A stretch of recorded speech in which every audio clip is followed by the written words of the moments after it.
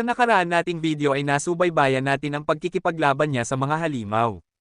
At ngayon naman subaybayan natin ang ating bida sa kanyang pakikipagsapalaran.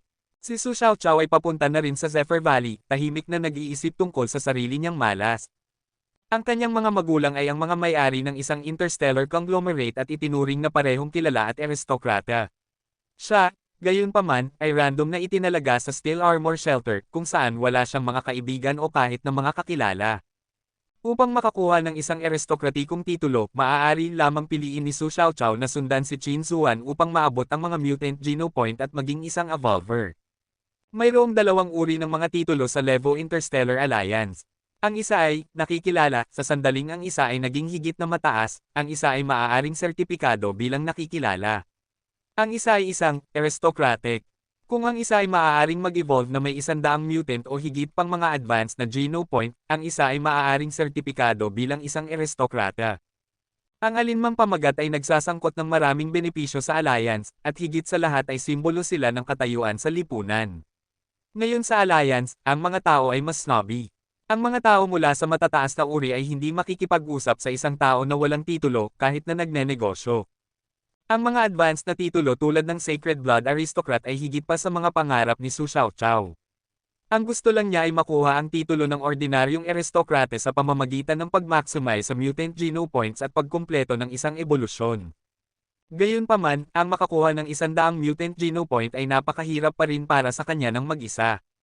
Nagdala nga siya ng maraming pera sa Steel Armor Shelter, ngunit ang pera ay maaari lamang bumili ng ordinaryong at primitive na laman ng nilalang dahil kakaunti ang mga tao na nagbebenta ng mga mutant na nilalang. Tanging ang mga taong naglalayong mapakinabangan ang mga sagradong genopoint tulad ni Qin Zuan ang minsang magbebenta ng laman ng mutant na nilalang na mayroon sila. Gayunpaman, hindi pera ang gusto niya, kundi katapatan at serbisyo. Si Su Xiaoqiao ay nagpapatakbo na ngayon para kay Qin Zuan, ginalugad ang mga lugar na hindi gaanong kilala ng mga tao at naghahanap ng mga bakas ng sagradong dugo at mutant na nilalang upang mangalap ng impormasyon para sa kanya.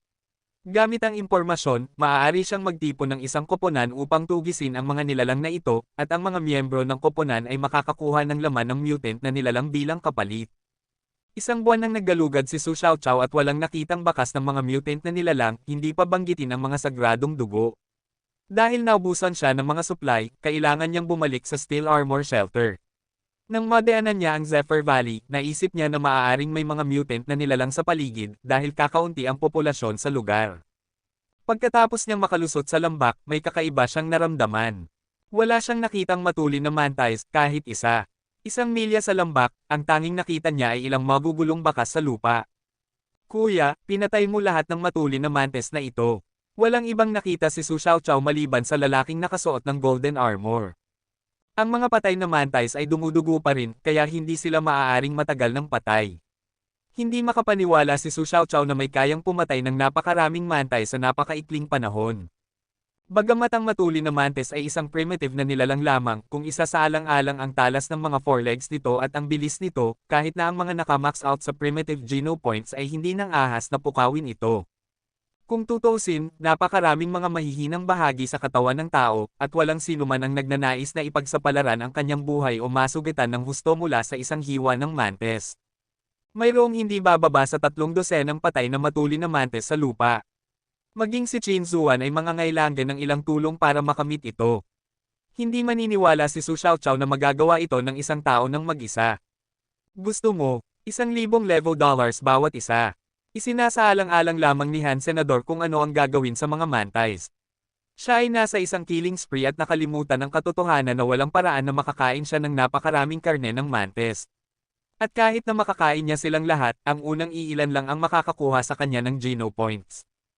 1,000 bawat isa, sigurado ka, tumingin sa kanya si Su Xiaoqiao, nagulat.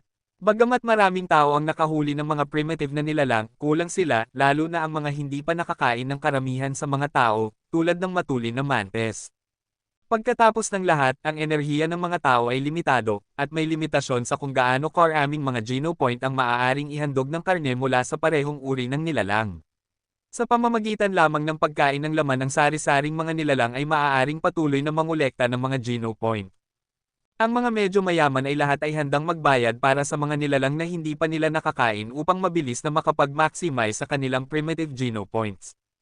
Sa makatuwid, ang mga sinaunang nilalang na madaling pumatay ay maaaring magdala ng ilang daan bawat isa, habang ang mga mahirap manghuli, tulad ng matulin na sabong, ay maaaring magbenta ng 2 o 3,000 bawat isa at kulang pa rin ang supply. Kinakalkula at naisip ni Su Xiaoqiao na madodoble o triplehin niya ang presyo kung maibabalik niya ang mga katawan ng mantis na ito.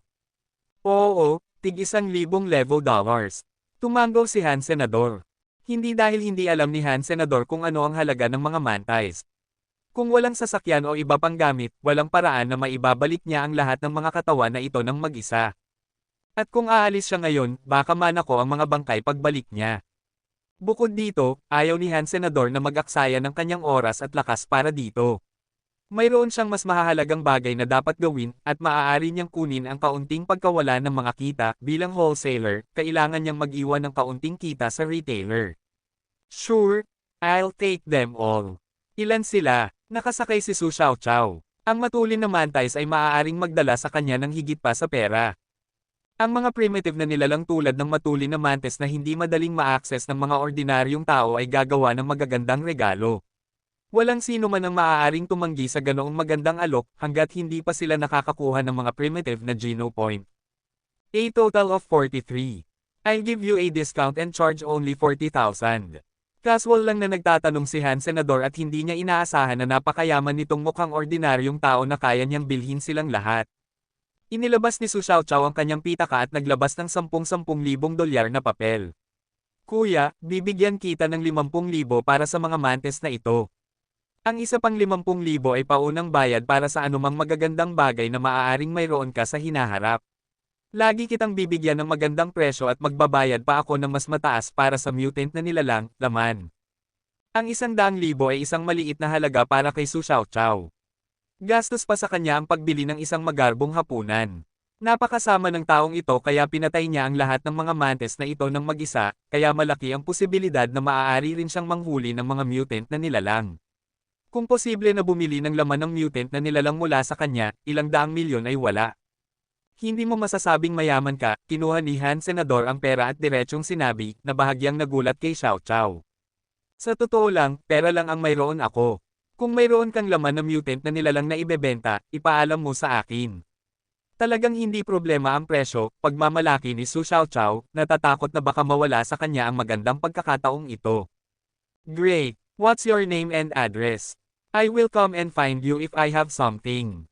Pinahahalagahan ni Han Senador ang kabutihang loob ni Xiaoqiao, at naisip na maaaring siya ay isang perpektong mamimili para sa mutant na nilalang na binalak niyang gawin gamit ang itim na kristal. Pagkatapos ng lahat, ang itim na kristal ay kailangang manatiling lihim. Ang pagbebenta ng nilalang sa isang tao ay mas mahusay kaysa sa pagbebenta nito sa palengke sa harap ng lahat. At hindi na niya kailangang mag-alala tungkol sa presyo dahil napakayaman ni Xiaoqiao. Kuya, Su Xiaoqiao ang pangalan ko, at iyon ang tunay kong pangalan. Ang room number ko sa Steel Armor Shelter ay 1046. Kumusta ka? Ano ang pangalan mo at saan ka nakatira? Sabi ni Su Xiaoqiao. Dollar. Iyon lang ang mahalaga sa akin. Maghanda ka ng pera, at pupunta ako sa room 1046 kapag mayroon na ako. Inilagay ni Han Senador ang pera sa kanyang bulsa, nagpaalam kay Xiaoqiao at umalis sa Zephyr Valley. Dahil sa pagkamatay ng kanyang ama, ayaw ni Han Senador na magkaroon ng masyadong maraming pakikipagpalitan sa iba. Gusto lang niyang alagaan ang kanyang ina at kapatid at gawin ang sarili niyang bagay. Ang ibang tao o bagay ay hindi talaga nakaapekto sa kanya. Kuya, hihintayin kita. Dapat kang sumama. Tandaan, tiyak na hindi problema ang presyo, sigaw ni Su Xiaoqiao sa likuran ni Han Senador habang winawagayway ang kanyang kamay.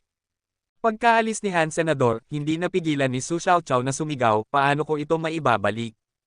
Nag-isip sandali si Su Xiaoqiao at nagpas siyang ibalik ang ilan sa isang bag at hilingin sa ilang kaibigan na tulungan siyang dalhin ang natitira. Sa kabutihang palad, halos walang tao sa Zephyr Valley. Nang bumalik si Su Xiaoqiao kasama ang mga kaibigan, nandoon pa rin ang lahat ng katawan. Xiaoqiao, totoo bang pinatay ni Dollar ang lahat ng matulin na mantis na ito? Nanlaki ang mata ng mga kaibigan ni Su Xiaoqiao sa tumpok ng mga katawan ng mantis. Oo naman. Kahit hindi ko siya nakitang nanghuhuli, wala namang ibang tao sa Zephyr Valley noon at kamamatay lang ng mga mantis. Sino pa kaya yon? Sabi ni Su Xiaoqiao. Sa tingin ko ay isang gang ng mga tao ang pumatay sa matulin ng mga mantis na ito, at ang iba ay malamang na iniwan siya upang harapin ang mga bangkay. Hindi ako naniniwala na ang isang tao ay maaaring pumatay ng napakaraming mantis. Tiyak na nagyayabang siya. Siguradong nagyayabang siya. Wala sa mga kaibigan ni Su Xiaoqiao ang naniniwalang si Han Senador ang nag-iisang pumatay sa matulin na mantis.